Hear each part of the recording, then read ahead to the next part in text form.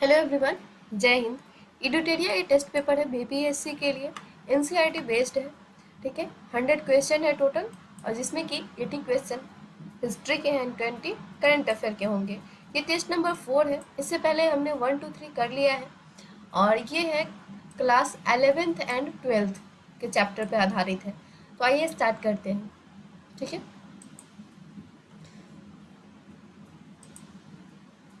चलिए first number question हम लोग देख लेते हैं।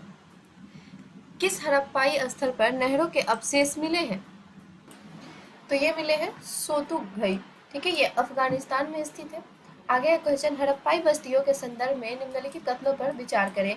कथन देखते हैं। सामान्यतः हड़प्पा स्थलों की बस्तियां दो भागों में विभाजित होती हैं। उसके बाद है, एक छोटा लेकिन ऊंचाई पर बनाया गया जिसे दुर्ग कहा जाता था। दूसरा कहीं अधिक बड़ा लेकिन नीचे बनाया गया जिसे निचला शहर कहा गया। तो इसमें हमें सत्य कथन बताना है। ठीक है, सत्य कथन कौन सा हो जाएगा? इसमें हो जाएगा आपका 1 और 2 दोनों बिल्कुल सही है। ठीक है, इसलिए हमारा ऑप्शन नंबर हो जाएगा इसमें सी, राइट आंसर। आगे बढ़ते हैं। आगे है क्वेश्चन नंबर 3। हड़प्पाई समाधानों के बारे में निम्नलिखित कथनों पर विचार करें। तो इसमें कथन है, इन समाधानों में मृत्यु के उपरांत जीवन की अवधारणा के सबूत मिले हैं। पुरुषों और महिलाओं दोनों के समाधानों में से आभूषण मिले हैं। और उसके बाद हड़प्पा सभ्यता के निवासियों का मृतकों के साथ बहुमूल्य वस्तुएं दफनाने में विश्वास था।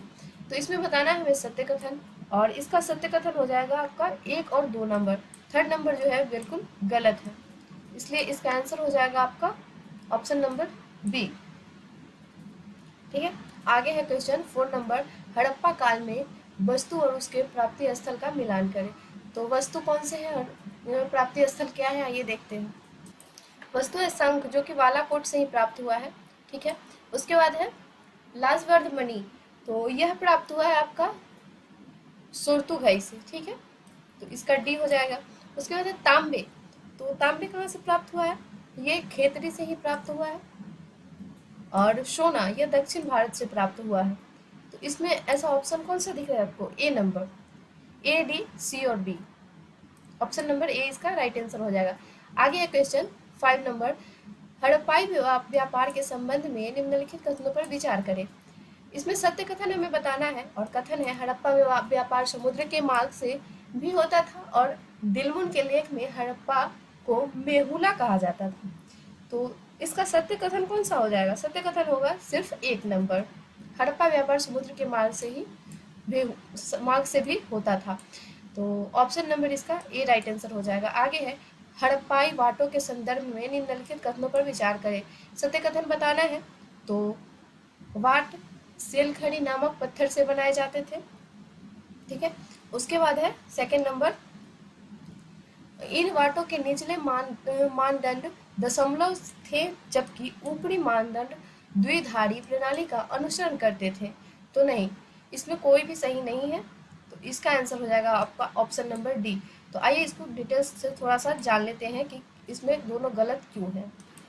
वाट जो है ना, चाट नामक पत्थर का बना होता था, और इसमें निचले जो है ना, निचले मानदंड द्विधारी होते थे, और आभूषणों और मनकों को तौलने के लिए छोटे वाटों का प्रयोग किया जाता था।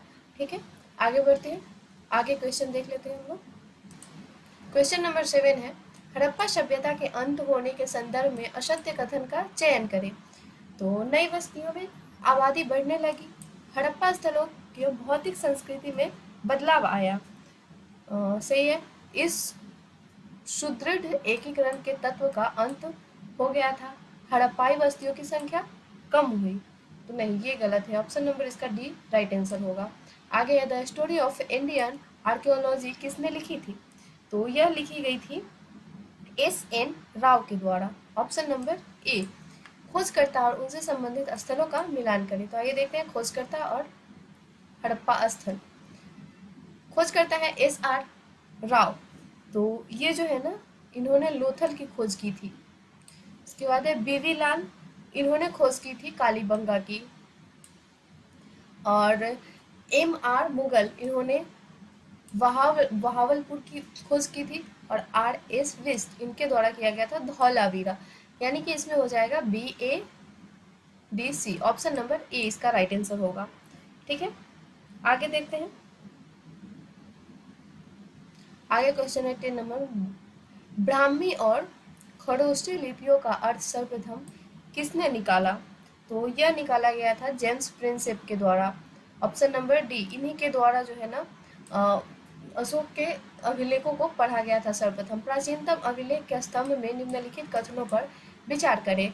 इसमें सत्य कथन बताना है। प्राचीनतम अभिलेख ब्राह्मी भाषा में लिखे जाते थे और तमिल भाषा में भी अभिलेख मिलते हैं। तो इसका आंसर हो जाएगा ऑप्शन नंबर हो जाएगा बी, केवल 2 ही इसमें सही है, 1 नंबर गलत है। अशोक के अभिलेखों के संदर्भ में निम्नलिखित कथनों पर विचार करें। सत्य कथन बताना है, अशोक के अधिकांश अभिलेख प्राकृत में हैं और पूर्वोत्तर से मिले अभिलेख अरमाइक और यूनानी भाषा में हैं। तो इसमें सत्य हो जाएगा आपका सिर्फ 1 नंबर कथन। ठीक है, इसलिए ऑप्शन नंबर ए इसका राइट आंसर हो जाएगा। अधिकांश अभिलेख जो है ना प्राकृत भाषा में है। मौर्य साम्राज्य के राजनीतिक केंद्र में कौन सम्मिलित नहीं था? तो इसमें सम्मिलित नहीं था Kashi, option number C. Prayag Prashasti के संदर्भ में निम्नलिखित कथनों पर विचार करें। कथन है, यह एक बृहद शिलालेख है और प्रयाग प्रशस्ति प्राकृत भाषा में लिखित है। तो सत्य कथन बताना है इसमें, और सत्य कथन इसमें कोई भी नहीं है, ऑप्शन नंबर डी इसका राइट आंसर होगा। इलाहाबाद में स्तंभ अभिलेख के नाम से प्रसिद्ध प्रयाग प्रशस्ति की रचना हरिसेन और स्वयं गुप्त सम्राटों के संभवतः सबसे शक्तिशाली सम्राट समुद्रगुप्त के राजकवि थे ने इस संस्कृति की में की थी। ठीक है, आगे बढ़ते हैं क्वेश्चन नंबर 15 की तरफ। ठीक है,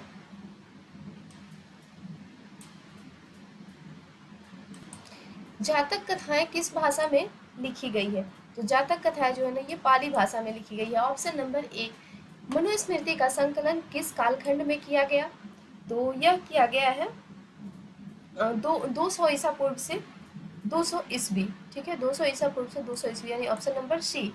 पुरुष सूक्त जिसमें चारों वर्ण की उत्पत्ति का अंश शामिल है किस वेद से संबंधित है? तो यह संबंधित है ऋग्वेद से, ऑप्शन नंबर ए। बौद्ध संघ तथा महिलाओं के संबंध में निम्नलिखित कथनों पर विचार करें। सत्य कथन बताना है, प्रारंभ में बुद्ध स्त्रियों के संघ में प्रवेश करने के विरुद्ध थे। उसके बाद जिन बौद्ध भिक्षुओं ने निर्वाण प्राप्त कर लिया उन्हें थेरी कहा गया। तो इसका आंसर आपका हो जाएगा 1 और 2 दोनों बिल्कुल सही है, इसलिए ऑप्शन नंबर इसका हो जाएगा सी राइट आंसर। आगे है, अल बिरूनी को भारतीय समाज को समझने में किन अवरोधों का सामना करना पड़ा था? तो इन्हें जो है ना सामना करना पड़ा था भाषा और धार्मिक अवस्था और प्रथा में भिन्नता का, यानी कि इसका आंसर हो जाएगा आपका बी, भाषा और धार्मिक अवस्था और प्रथा में भिन्नता का सामना करना पड़ा था किन्हें?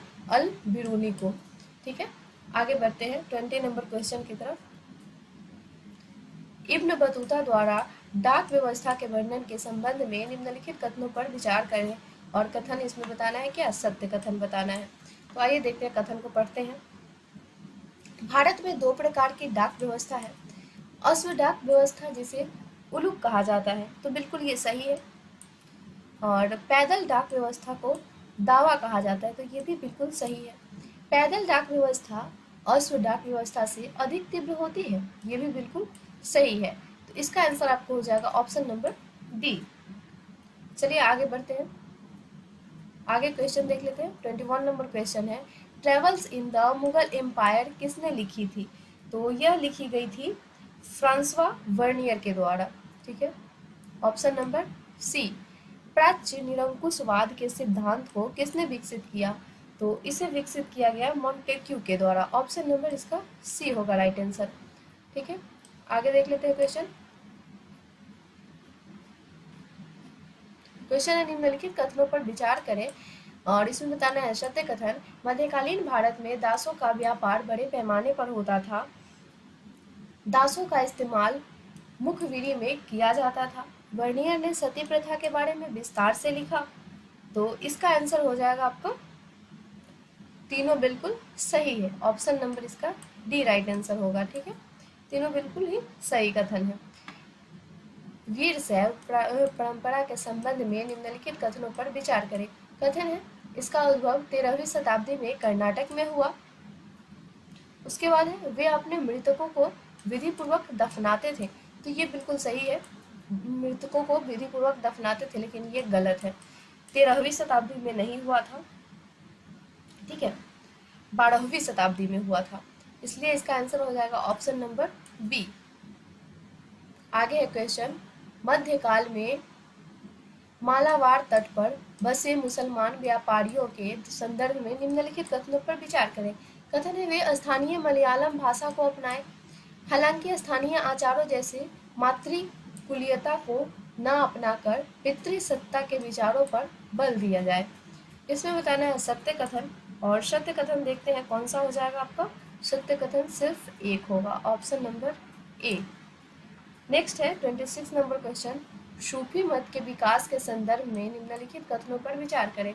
इन्होंने धर्माचार्यों द्वारा की गई कुरान और सुन्ना यानी पैगंबर के व्यवहार की बौद्धिक व्याख्या की आलोचना की। सूफियों ने कुरान की व्यवस्था अपने निजी अनुभवों के आधार पर की। इसमें बताना है सत्य कथन, और सत्य कथन हो जाएगा दोनों। ऑप्शन नंबर इसका हो जाएगा सी, राइट आंसर। आगे क्वेश्चन है 27 नंबर, किस सिख गुरु की रचनाओं को अंतिम रूप से शामिल कर सिखों के धार्मिक ग्रंथ को गुरु ग्रंथ साहिब कहा गया। तो यह कहा गया गुरु तेग बहादुर, ऑप्शन नंबर सी। मीरा के गुरु कौन थे? मीरा के गुरु थे रैदास, ठीक है, और ये रैदास जो थे ना, ये मतलब निम्न जाति से बिलोंग करते थे। आगे देखते हैं। नेक्स्ट क्वेश्चन है, हम्पी के भग्नावशेष की खोज किसने की? तो इसकी खोज जो है ना कॉलिन मैकेंजी के द्वारा की गई थी। नेक्स्ट क्वेश्चन, कृष्णदेव राय ने अपने माँ के नाम पर किस नगर की स्थापना की थी? तो ये नगलपुरम, ठीक है, ऑप्शन नंबर इसका डी राइट आंसर होगा। नेक्स्ट क्वेश्चन देखते हैं, मुगल काल में किसानों के संदर्भ में निम्नलिखित कथनों पर विचार करें। कथन इसमें सत्य बताना है। मुगल काल के भारतीय फारसी स्रोत किसान के लिए आमतौर पर मुजरियान शब्द का इस्तेमाल करते थे, ठीक है, तो ये सही है, बिल्कुल सही कथन है। 17वीं सदी के स्रोत दो किस्म के किसानों की चर्चा करते थे, खुद कास्त व पाही कास्त, तो ये भी बिल्कुल सही है। पाही कास्त वे खेतीहर थे, दूसरे गांवों के ठेके पर खेती करने आते थे, ये भी बिल्कुल सही है, इसलिए इसका आंसर हो जाएगा option number D. Next question, Mughal कालीन ग्राम पंचायत के संदर्भ में निम्नलिखित कथनों पर विचार करें। कथन क्या है? सत्य कथन बताना है। सामान्यतः पंचायतों में विभिन्न जातियों के लोग होते थे, सार्वजनिक कार्यों के लिए एक ग्राम कोष होता था। तो इसमें सही कौन सा हो जाएगा? दोनों बिल्कुल सही है, इसलिए ऑप्शन नंबर इसका सी होगा राइट आंसर। असम में पायक कौन थे? तो असम में पायक जो ना जमीन के बदले सैनिक सेवा देने वाले थे, ऑप्शन नंबर ए। मुगल कालीन राजस्व कर के संबंध में निम्नलिखित कथनों पर विचार करें। कथन है कर के लिए निर्धारित रकम को जमा कहा जाता था। अमील गुजार राजस्व कर वसूलने का कार्य करता था और खेतिहार नगद भुगतान द्वारा ही कर अदा कर सकता था। इसमें बताना है सत्य कथन, और सत्य हो जाएगा सिर्फ एक और दो नंबर, इसलिए इसका आंसर हो जाएगा ऑप्शन नंबर ए, ठीक है। आगे बढ़ते हैं 35 नंबर क्वेश्चन, इस्लामी बंदोबस्त के बाद कुछ प्रारंभिक दशकों में जमींदार अपने राजस्व मांग को अदा करने में बराबर कोताही करते रहे। इसके कारणों के संदर्भ में असत्य कथन का चयन करना है। इसमें असत्य कथन हो जाएगा, राजस्व का निर्धारण फसल की उपज के अनुसार बदलता है, और उसके बाद जिससे उन्हें सूर्यास्त कानून के तहत राजस्व चुकाने में कठिनाई होती थी। ऑप्शन नंबर इसका होगा सी। कंपनियों ने जमींदारों को नियंत्रित करने के लिए क्या क्या प्रयास किया था? तो यह प्रयास किया गया था, जमींदारों की सैन्य टुकड़ियों को भंग कर दिया गया था, बिल्कुल सही है, और सीमा शुल्क बढ़ा दिया था, ये भी बिल्कुल सही है। स्थानीय न्याय और स्थानीय पुलिस की व्यवस्था करने की शक्ति छीन ली गई थी। तो इसका आंसर हो जाएगा option number 1 and 2, 3, option number इसका सी हो जाएगा। आगे देखते हैं, आगे है क्वेश्चन,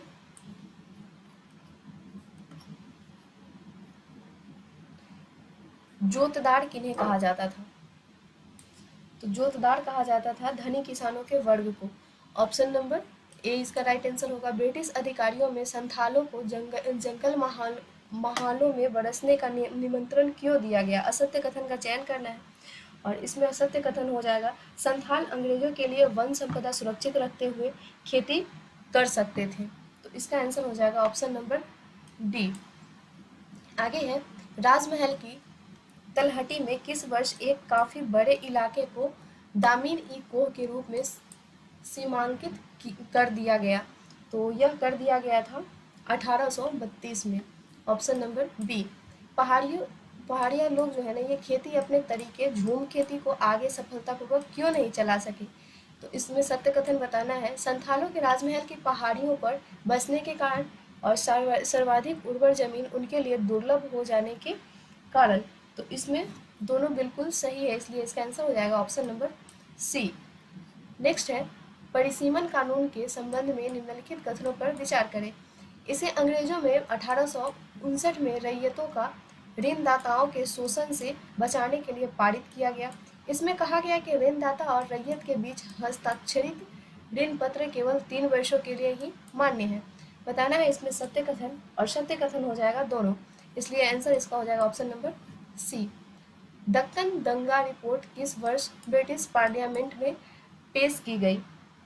तो यह पेश की गई है 1878 में। ऑप्शन नंबर सी। 1857 की क्रांति के समय छोटा नागपुर स्थित सिंहभूम में कोल आदिवासियों का नेतृत्व किसने किया था? इसका नेतृत्व गोनू ने किया था। ऑप्शन नंबर ए। आगे देखते हैं, ये गिलास फल एक दिन हमारे ही मुंह में आकर गिरेगा। इस कथन के संदर्भ में निम्नलिखित कथनों पर विचार करें। सत्य कथन बताना है और यह कथन लॉर्ड कैनिंग का है। नहीं, ये गलत है, लॉर्ड कैनिंग का नहीं है, लॉर्ड डलहौजी का है। नेक्स्ट है, यह भारतीय साम्राज्य के संदर्भ में बोला गया। इसका आंसर होगा ऑप्शन नंबर डी, ना तो 1 और ना ही 2। नेक्स्ट है, सहायक संधि के संदर्भ में असत्य कथन का चयन करें। तो इसमें असत्य कथन है, सहयोगी पक्ष की किसी और शासक के साथ संधि तो कर सकेगा परंतु अंग्रेजों की अनुमति के बिना किसी युद्ध में हिस्सा नहीं लेगा। ऑप्शन नंबर इसका डी होगा।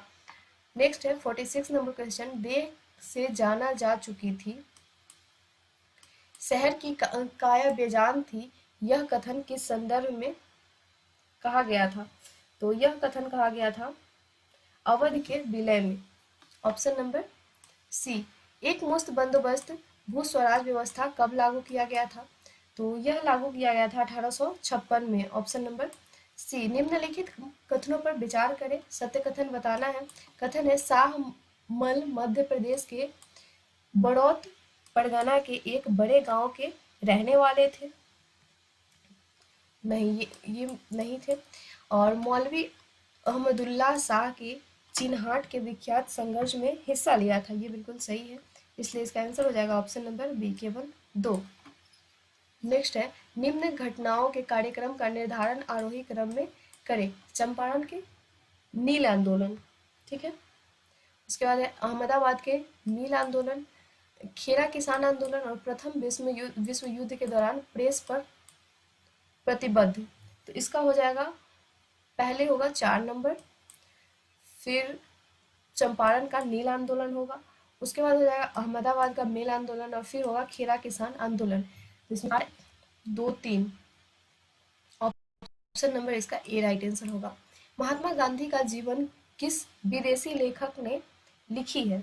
तो यह लिखी गई है Mark Henry, Louis Fischer, Alexander Mill और कार्ल शेपर्ड। किनके द्वारा लिखी गई है? ये लुई फिशर के द्वारा लिखी है। ऑप्शन नंबर इसका बी होगा राइट आंसर।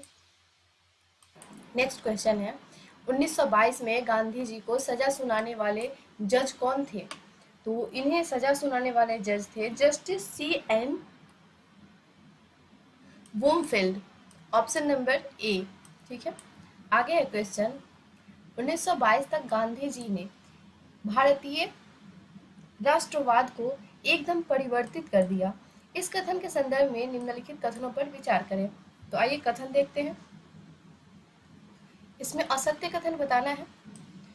तो गांधी जी के आगमन के पहले भारतीय राष्ट्रवाद का स्वरूप मध्यवर्गीय था, बिल्कुल सही है। महात्मा गांधी आमजन की तरह वेशभूषा धारण करते थे, ये भी बिल्कुल सही है, जिसके कारण राष्ट्रवाद का स्वरूप व्यापक हुआ, ये भी सही है। और पारंपरिक जाति व्यवस्था में प्रचलित मानसिक श्रम और शारीरिक श्रम की दीवार को तोड़ने में गांधी जी ने महत्वपूर्ण भूमिका निभाई थी, तो ये भी बिल्कुल सही है। इसका आंसर हो जाएगा, इनमें से कोई भी असत्य नहीं है, उपरोक्त में से कोई भी नहीं, ऑप्शन नंबर डी। आगे 53 नंबर क्वेश्चन है, 1929 के कांग्रेस के वार्षिक अधिवेशन के संदर्भ में निम्नलिखित कथनों पर विचार करें। कथन क्या है तो देख लेते हैं।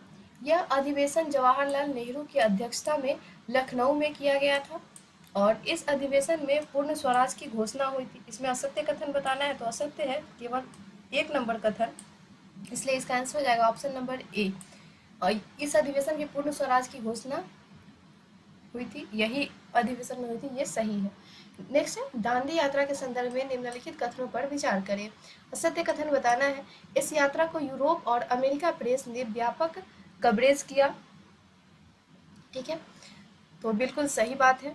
उसके बाद है, यह पहली राष्ट्रवादी गतिविधि थी जिसमें औरतों ने भी बढ़ चढ़कर हिस्सा लिया था, तो ये भी बिल्कुल सही है, इसलिए इसका आंसर हो जाएगा ना तो 1 ना ही 2, इसमें कोई भी असत्य कथन नहीं है। दूसरा गोलमेज सम्मेलन किस वर्ष लंदन में आयोजित हुआ था, तो यह 1931 में आयोजित हुआ था, ऑप्शन नंबर बी।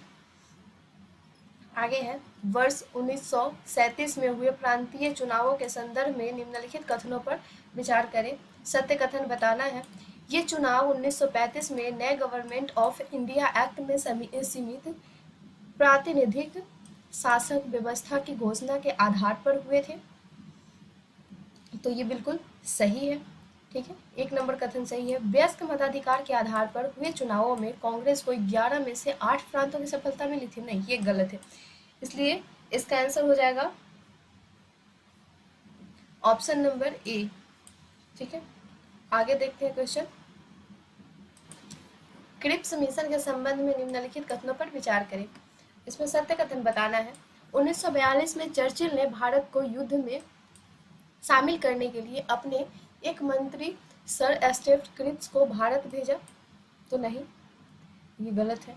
इसके बाद है, कांग्रेस की मांग थी कि वायसराय को सबसे पहले अपनी कर्मकारी परिषद में किसी भारतीय को एक रक्षा सदस्य के रूप में नियुक्त करना चाहिए, तो ये बिल्कुल सही है, इसलिए इसका आंसर हो जाएगा ऑप्शन नंबर बी, केवल 2। जिन्ना ने पाकिस्तान स्थापना के लिए प्रत्यक्ष कार्यवाही दिवस किस दिन निर्धारित किया था, तो यह निर्धारित किया था 16 अगस्त 1946 को, ठीक है, option number B. 59 number question है, जवाहरलाल नेहरू तथा संविधान सभा के संदर्भ में निम्नलिखित कथनों पर विचार करें। कथन इसमें बताना है सत्य कथन। 13 दिसंबर 1946 को जवाहरलाल नेहरू ने संविधान सभा के सामने उद्देश्य प्रस्ताव पेश किया, तो हाँ, ये बिल्कुल सही है। उसके बाद है, नेहरू ने ही तिरंगे झंडे का प्रस्ताव पेश किया था, तो ये भी बिल्कुल सही है, इसलिए आंसर हो जाएगा आपका ऑप्शन नंबर सी, ठीक है। आगे देखते हैं, 60 नंबर क्वेश्चन है, भारत सरकार यानी अंतरिम के संवैधानिक सलाहकार कौन थे, तो इसके संवैधानिक सलाहकार थे VN Rao, option number A, ठीक है।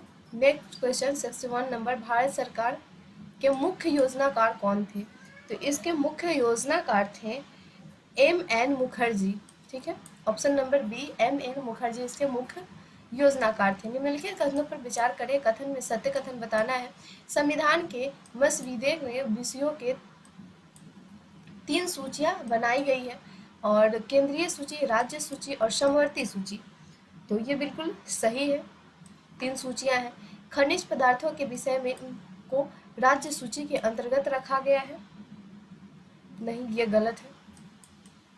उसके बाद है, अनुच्छेद 356 में गवर्नर की सिफारिश पर केंद्र सरकार को राज्य सरकार के सारे अधिकार अपने हाथों में ले लेने का अधिकार है, तो ये बिल्कुल सही है। इसमें 1 और 3 कथन सही है, इसलिए इसका आंसर हो जाएगा ऑप्शन नंबर सी, ठीक है। ऑप्शन नंबर इसका सी राइट आंसर हो जाएगा। नेक्स्ट 63 नंबर क्वेश्चन, संविधान में वर्णित कर व्यवस्था के संबंध में निम्नलिखित कथनों पर विचार करें। कथन में सत्य कथन बताना है। आयकर और अबकारी शुल्क में होने वाली आय राज्य और केंद्र सरकारों के बीच बांट दी गई है। तो इसमें ये सत्य है, ठीक है। और उसके बाद है संपत्ति कर तथा बिक्री कर राज्य सरकारों के अधीन रखा गया है। तो ये भी बिल्कुल सही है, इसलिए इसका आंसर हो जाएगा ऑप्शन नंबर सी, ठीक है। आगे देखते हैं।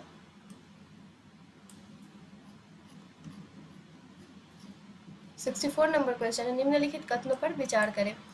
कथन है अंबेडकर शक्तियों का केंद्र तथा प्रांतों के बराबर विभाजन चाहते थे और ज्यादातर राष्ट्रवादी शक्तिशाली तथा एकीकृत केंद्र के पक्ष में थे। इसमें बताना है सत्य कथन, और सत्य कथन हो जाएगा केवल 2, ठीक है। ऑप्शन नंबर इसका होगा बी राइट आंसर। आगे देखते हैं। अंतरिम सरकार की आखिरी बैठक किस दिन हुई थी? तो अंतरिम सरकार की आखिरी बैठक हुई थी, यह 16 जुलाई 1947 को हुई थी। ऑप्शन नंबर ए। निम्नलिखित कथनों पर विचार करें। कथन में बताना है सत्य कथन, बाल गंगाधर तिलक, बिपिन चंद्र पाल और लाला लाजपत राय होम रूल आंदोलन के बाद राष्ट्रीय पटल पर उभर कर आए। तो नहीं, ये गलत है। उसके बाद है इन्होंने खुलकर उदारवादियों का विरोध किया था, ये बिल्कुल सही है, इसलिए इसका आंसर हो जाएगा ऑप्शन नंबर बी। उदारवादियों के संबंध में निम्नलिखित कथनों पर विचार करें। कथन है ये क्रमिक व लगातार प्रयास करते रहने के विचार का हिमायती थे और मोहम्मद अली जिन्ना एक उदारवादी नेता थे, ठीक है। इसमें हमें बताना है कौन सा, सत्य कथन बताना है, ठीक है। और सत्य हो जाएंगे दोनों, option number C. Cabinet mission के संदर्भ में निम्नलिखित कथनों पर विचार करें। कथन है कैबिनेट मिशन ने ऐसी संघीय व्यवस्था का प्रस्ताव रखा जिसमें भारत के भीतर विभिन्न प्रांतों को सीमित स्वायत्तता दी जा सकती थी। उसके बाद है कांग्रेस तथा मुस्लिम लीग दोनों में इसे अस्वीकार कर दिया गया। इसमें बताना है हमें सत्य कथन, और सत्य हो जाएंगे 1 और 2 दोनों। ऑप्शन नंबर हो जाएगा इसका सी। आगे देखते हैं। ट्रेल ऑफ टीयर्स का संबंध निम्न में से किस घटना से है? तो यह संबंध जो है ना अमेरिकी मूल निवासियों के जबरन विस्थापन से है। ऑप्शन नंबर सी। 18वीं शताब्दी के यूरोप के संदर्भ में निम्नलिखित कथनों पर विचार करें। कथन में है बताना सत्य कथन, पश्चिमी यूरोप के लोग सभ्य मनुष्य की पहचान साक्षरता, संगठित धर्म और शहरीपन के आधार पर ही करते थे। और दूसरा है ब्रिटिश दर्शन शास्त्री जैंक रूसो सभ्यता के इस मापदंड को विकृत मानते थे। तो इसका आंसर हो जाएगा केवल 1 नंबर, पश्चिम यूरोप के लोग सभ्य मनुष्य की पहचान साक्षरता, संगठित धर्म और शहरीपन के आधार पर ही करते थे। ऑप्शन नंबर इसका हो जाएगा आपका ए राइट आंसर, ठीक है। आगे देखते हैं। क्वेश्चन है ब्रिटेन ने संयुक्त राज्य अमेरिका को एक स्वतंत्र देश के रूप में मान्यता किस वर्ष दी थी? तो इसे 1781 में दिया गया था, ठीक है। 1781 में जो है ना संयुक्त राज्य अमेरिका को एक स्वतंत्र देश के रूप में मान्यता दे दिया गया था। अपनी मुक्ति के लिए अमेरिका के 13 बस्तियों ने ब्रिटेन के खिलाफ युद्ध किया था, ठीक। संयुक्त राज्य अमेरिका में दास प्रथा के संबंध में निम्नलिखित कथनों पर विचार करें। कथन में सत्य कथन बताना है। दक्षिणी राज्यों ने दास प्रथा का विरोध किया क्योंकि उनका अर्थतंत्र दासों पर नहीं टिका हुआ था, ठीक है। तो नहीं, ये गलत है। उसके बाद है दास प्रथा समाप्त करने के मुद्दे पर उत्तरी तथा दक्षिणी राज्यों में गृह युद्ध प्रारंभ हुआ। हाँ, ये बिल्कुल सही है, इसलिए इसका आंसर हो जाएगा ऑप्शन नंबर बी। आगे देखते हैं क्वेश्चन 73 नंबर है, मेटिसो का विद्रोह किस देश में हुआ था? तो इसका विद्रोह जो है ना कनाडा में हुआ था। Option number C. अमेरिकी मूल निवासियों के लिए किए गए संवैधानिक प्रावधानों के बारे में निम्नलिखित कथनों पर विचार करें।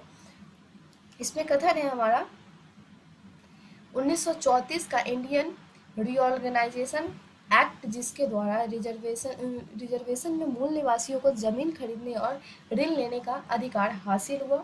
तो हाँ, ये बिल्कुल सही है। उसके बाद है 1954 में अनेक मूल निवासियों ने अपने द्वारा तैयार किए गए डिक्लेरेशन ऑफ इंडियन राइट्स में इस शर्त पर साथ की नागरिकता स्वीकार की और उनके रिजर्वेशन वापस नहीं लिए जाएंगे और उनकी परंपराओं में दखलंदाजी नहीं की जाएगी। तो ये भी बिल्कुल सही है, इसलिए इसका आंसर हो जाएगा ऑप्शन नंबर सी।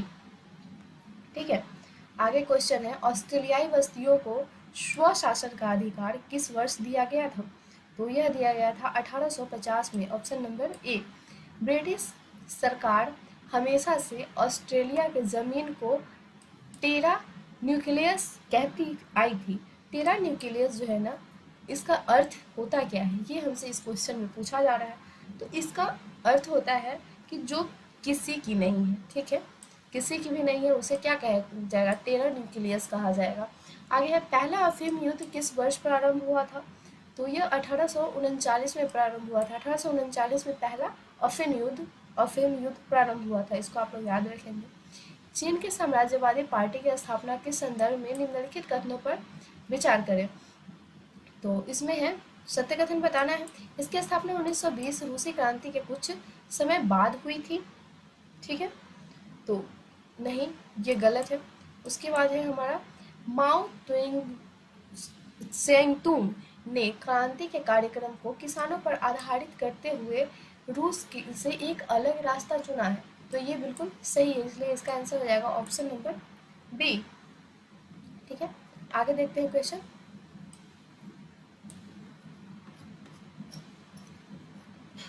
नेक्स्ट है, पीपुल्स कम्युनिकेशन के संदर्भ में निम्नलिखित कथनों पर विचार करें। कथन में हमें बताना है सत्य, और यह चीन में औद्योगिकीकरण के गति तेज करने के लिए उत्पादन में लोगों का सामूहिक प्रयास था। तो हाँ, ये बिल्कुल सही है। उसके बाद है, यह प्रयास कृषि क्षेत्र में भी किया गया, ये भी बिल्कुल सही है, इसलिए इसका आंसर हो जाएगा ऑप्शन नंबर सी। 1 और 2 दोनों बिल्कुल सही है। 1960 की अप्रैल क्रांति किस देश के से संबंधित थी? तो यह संबंधित थी दक्षिण कोरिया से। ठीक है, दक्षिण कोरिया, ऑप्शन नंबर हो जाएगा बी। अखिल भारतीय अभियान हमारा संविधान हमारा सम्मान का उद्घाटन किसने किया था? तो इसका उद्घाटन किया गया था जगदीप धनखड़ के द्वारा, ऑप्शन नंबर हो जाएगा ए। जगदीप धनखड़ के द्वारा ये किया गया था। अयोध्या राम मंदिर के विशेषताओं के संदर्भ में निम्नलिखित में से कौन से कथन सही है? नीचे दिए गए टूट का उपयोग करके सही उत्तर चुने। तो आइए कथन को हम लोग पढ़ते हैं, उसके बाद देखते हैं। इसमें हो जाएगा, इसका निर्माण वास्तुकला की नागर शैली में किया गया है। तो हाँ, ये नागर शैली में किया गया है, इसलिए इसका आंसर हो जाएगा एक, बिल्कुल सही। बंसी पहाड़पुर गुलाबी बलुआ पत्थर का उपयोग जराई काढ़े के लिए किया गया है, नहीं, ये गलत है। उसके बाद है, निर्माण में लोहे का उपयोग नहीं किया गया है, हाँ बिल्कुल सही है, कहीं भी लोहे का निर्माण में उपयोग नहीं किया गया है। मंदिर में कुल 5 मंडप है, तो ये भी बिल्कुल सही है। इसका आंसर हो जाएगा 1, 2 और 4। 1, 2 और 4, ऑप्शन नंबर ए इसका हो जाएगा राइट आंसर। 1, 3 और 4 होगा, 1, 3 और 4, इसलिए इसका आंसर हो जाएगा आपको सी, ऑप्शन नंबर सी इसका राइट आंसर होगा। नेक्स्ट है, निम्नलिखित में से किस 2 महत्वपूर्ण जल निकायों पर फ्रांस की तट रेखाएं हैं? तो फ्रांस की तट रेखाएं जो है ना, ये अटलांटिक महासागर और भूमध्य सागर पर है, इसलिए इसका ऑप्शन नंबर हो जाएगा ए। निम्नलिखित कथनों पर विचार करें। कथन में उपरोक्त में से कौन सा कथन सही है? हमें सही कथन बताना है, तो आइए देखते हैं। तीनों कथन को पहले पढ़ लेंगे। तो विदेशी पोर्टफोलियो निवेश किसी विदेशी देश की वास्तविक संपत्ति और व्यवसायों में निवेश है, जैसे कि कारखाने, भूमि और बुनियादी ढांचा परियोजनाएं, जबकि विदेशी प्रत्यक्ष निवेश किसी विदेशी देश की वित्तीय परिसंपत्तियों जैसे स्टॉक, बॉन्ड और म्यूचुअल फंड में निवेश करते हैं। तो ये गलत है। एफपीआई और को निवेश का एक निष्क्रिय रूप माना जाता है, हाँ ये बिल्कुल सही है, जबकि एफडीआई को निवेश का एक सक्रिय और दीर्घकालीन रूप माना जाता है, ये बिल्कुल सही है।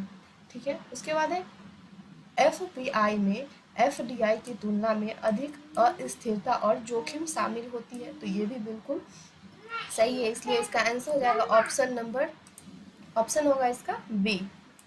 आगे देखते हैं question, and to and encryption E2E के संदर्भ में निम्नलिखित कथनों पर विचार करें। ये जो है ना करंट अफेयर के क्वेश्चन है, तो आइए देख लेते हैं। इसमें से सही कथन का चयन करना है, 85 नंबर क्वेश्चन।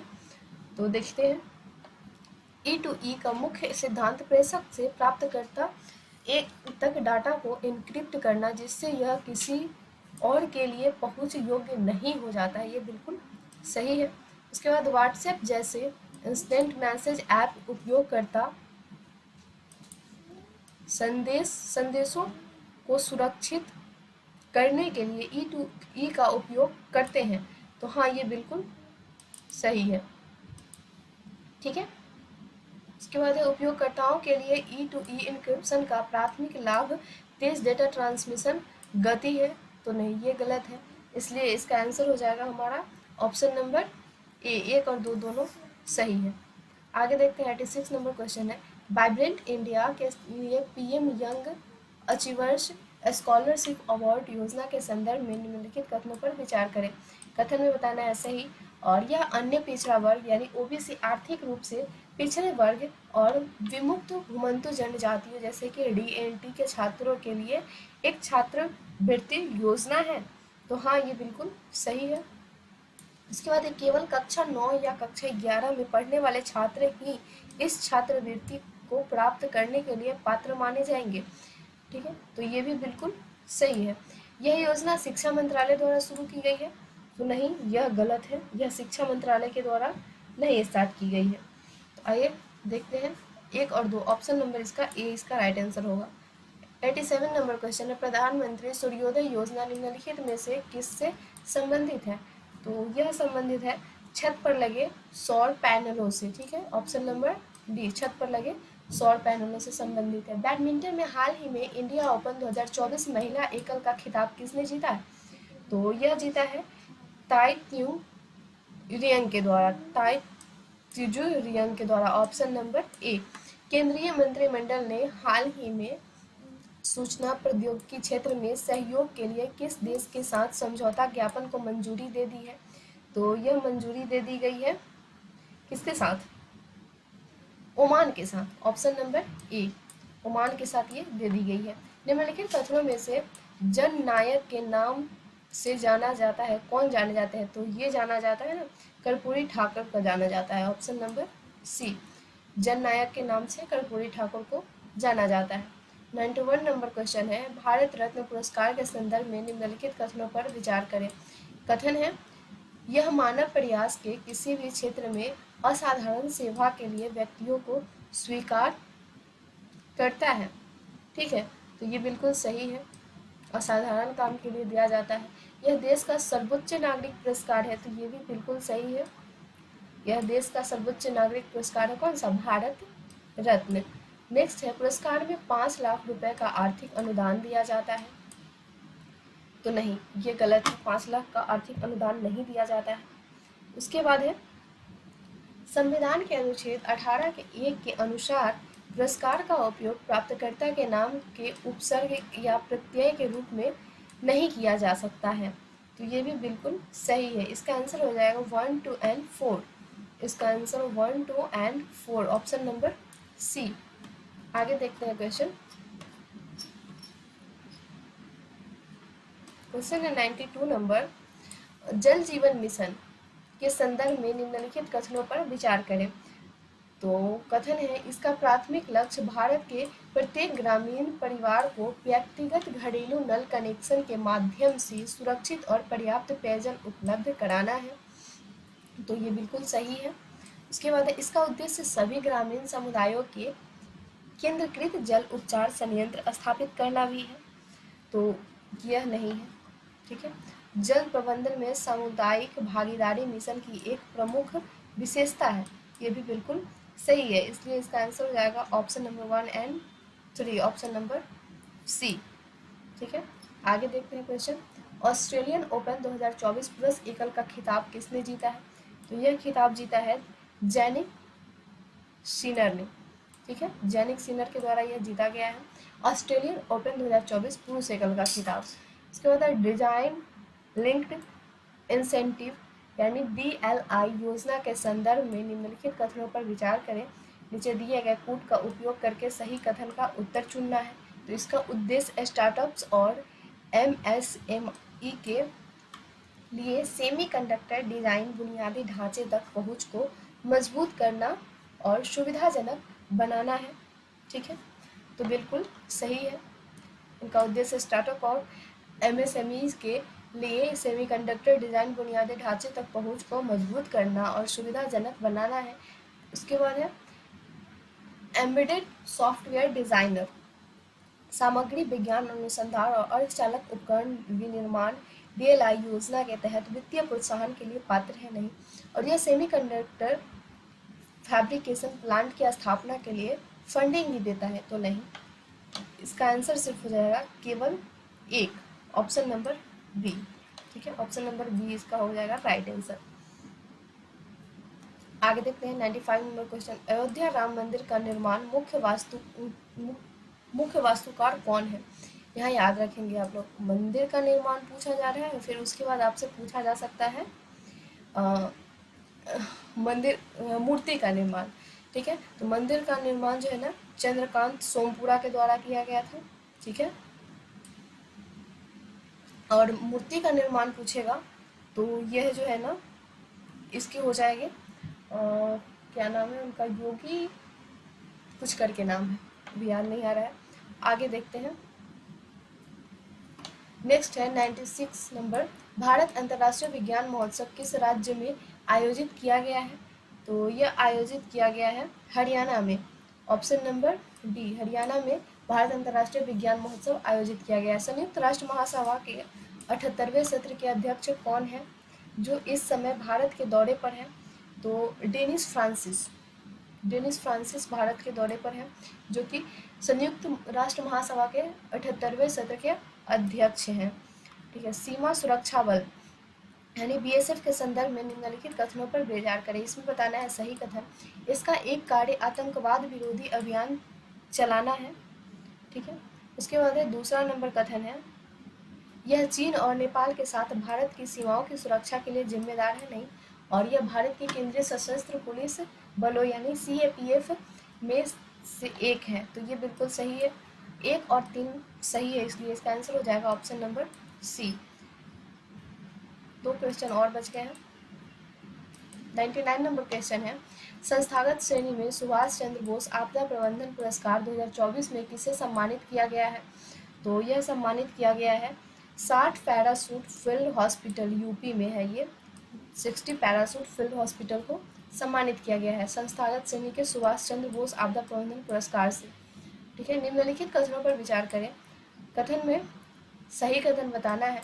हेपेटाइटिस ए मुख्य रूप से रक्त आदान के माध्यम से फैलता है, तो ये बिल्कुल गलत है। हेपेटाइटिस रक्त आदान प्रदान से नहीं फैलता। हेपेटाइटिस ए एक वायरल संक्रमण है जो मुख्य रूप से लीवर में सूजन का कारण बनाता है, तो ये बिल्कुल सही है। उसके बाद है हेविसियोर हेपेटाइटिस ए के लिए भारत का पहला स्वदेशी रूप से विकसित टीका है, तो ये भी बिल्कुल सही है, इसलिए इसका आंसर हो जाएगा 2 और 3, ऑप्शन नंबर बी इसका राइट आंसर हो जाएगा। तो यहाँ पर हमारे 100 क्वेश्चन समाप्त होते हैं। तो आइए फिर नेक्स्ट में टेस्ट नंबर 5 करेंगे। मिलेंगे नेक्स्ट वीडियो में। Thank you so much.